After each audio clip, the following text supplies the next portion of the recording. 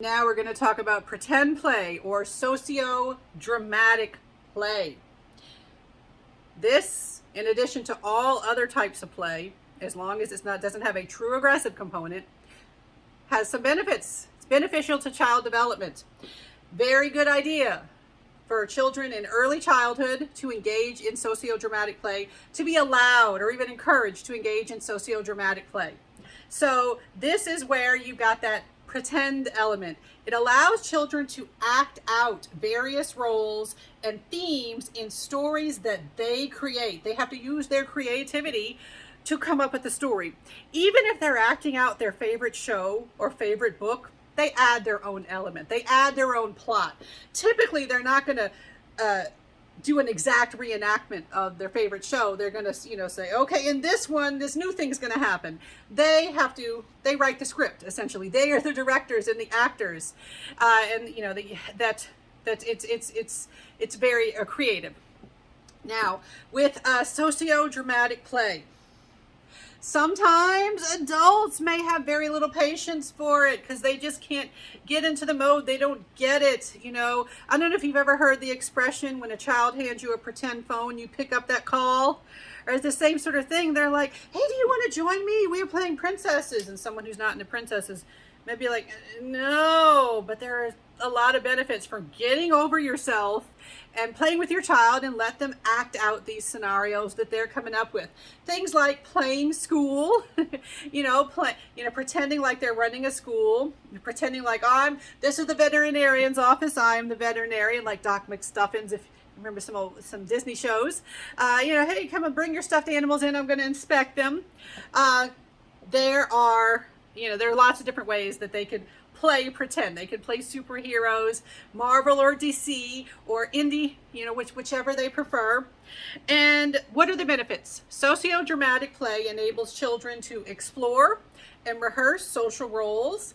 They could play a role that's very aggressive, dominant, kind of mean, the villain, or they could play a role that is very gentle, meek. They could play roles that are very different from their own self-concept. They can step into roles that they normally wouldn't get to in their own life. They can test their ability to explain. When you are the director, you get to explain the script, explain the setup. You get to explain your motivations, explain what you're doing. Communication is very essential for really fun socio-dramatic play. And they get to practice regulating their emotions because, again, you're showing emotions, you're expressing emotions. And again, you got to bring it down at some point to get calm, to move to different scenes. And it helps them develop a self-concept. All right, their sense of self can come from what they do in their pretend play, in their socio-dramatic play. Now, some issues with socio-dramatic play that sometimes come up. Sometimes kids want to make a mess, like they might want to put on some makeup, or they might want to rearrange a room in their home. They might want to play dress up, and they might use something that they're not, that is not intended for that, to make a cape or something. Maybe they use a tablecloth as a cape, and parents will be like, oh, no, that's not what that's for. All right. You got to be careful with how you react to these situations. You don't want to give the message that, oh, hey, you should not be engaging in this type of play. Set some rules. If you're going to, when it's playtime, you can't touch this, you can't touch this. And another thing that happens, sometimes, we're going to get to gender very soon in the videos, but we haven't gotten there yet. But sometimes socio-dramatic play could involve playing a character that's of a different gender, or even dressing up as a character who's of a different gender. Some parents are fine with that, but others will act like it's the end of the world. Folks, don't prohibit the pretend play. Just don't. We will talk about gender in a bit. All right, lots of benefits for socio-dramatic play. All right, I was checking my notes there. I still don't have any printer ink, so I was making sure that I said what I had on my screen there. All right, so be familiar with the types of play.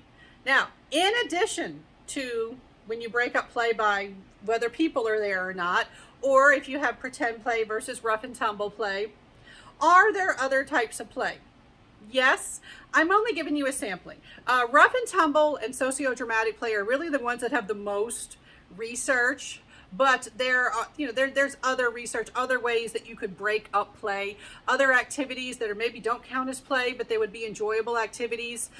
If there is an activity that the child enjoys, and they express a clear desire to do it,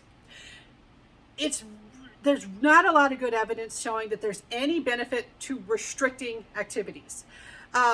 One thing I've seen I'm on TikTok, not TikTok famous, don't think I ever will be, don't think I'd ever want to be.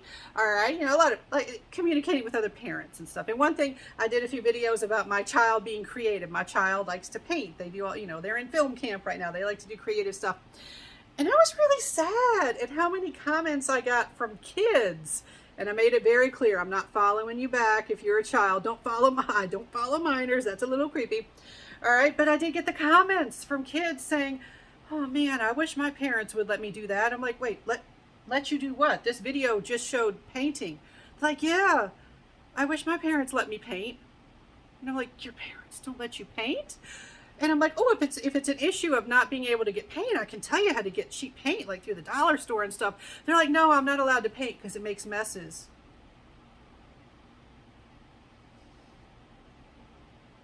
I get it that you want to avoid messes because you don't want to have to clean that up. But in terms of development, children need to be allowed to engage in activities that they find enjoyable. That is an important issue, an important aspect for development. So restricting activities, not a lot of good evidence that there are benefits from restricting activities. Unless it's, if it's aggression, you gotta prohibit aggressive activities. But other than that, yeah, let kids do what they like. Lots of benefits.